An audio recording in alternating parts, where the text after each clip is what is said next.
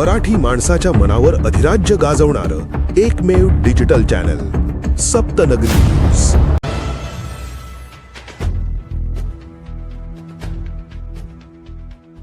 संच मान्यता निकष मागे घेण्याची मागणीसाठी धरणे आंदोलन। नाशिक विभागीय शिक्षण उपसंचालक कार्यालयासमोर कनिष्ठ महाविद्यालयीन शिक्षकांचे धरणे आंदोलन।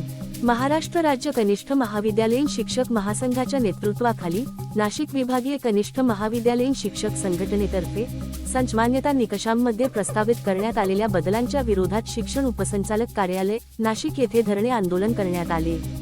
विद्यार्थ्यांचे शैक्षणिक हित, गुणवत्तापूर्ण शिक्षण व्यवस्था आणि कनिष्ठ महाविद्यालयीन शिक्षकांचे अस्तित्व धोक्यात आणणारे हे निकष तात्काळ रद्द करून प्रचलित संच मान्यता प्रणाली कायम ठेवावी, अशी ठाम मागणी यावेळी करण्यात आली। संघटनेने यापूर्वी मंत्रालय, शिक्षण आयुक्तालय आणि शिक्षण संचालनालय स्तरावर अनेक वेळा पाठपुरावा करून या बदलांचे दुष्परिणाम शासनाच्या निदर्शनास आणून दिले होते।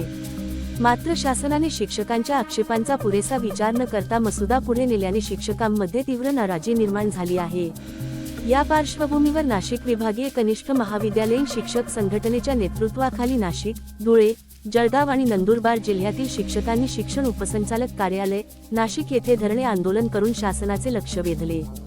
आंदोलनाद्वारे प्रचलित संच मान्यता निकष कायम ठेवावेत व प्रस्तावित बदल तात्काळ मागे घ्यावेत, अशी मागणी करण्यात आली।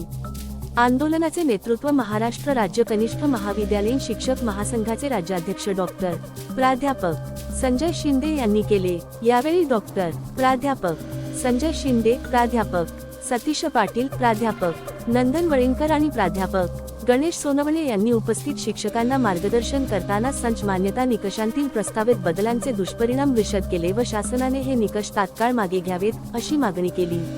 आंदोलनात जळगाव, नाशिक, धुळे व नंदुरबार जिल्ह्यांतील जिल्हा पदाधिकारी, तालुकाध्यक्ष, तालुका पदाधिकारी आणि मोठ्या संख्येने कनिष्ठ महाविद्यालयीन शिक्षक उपस्थित होते।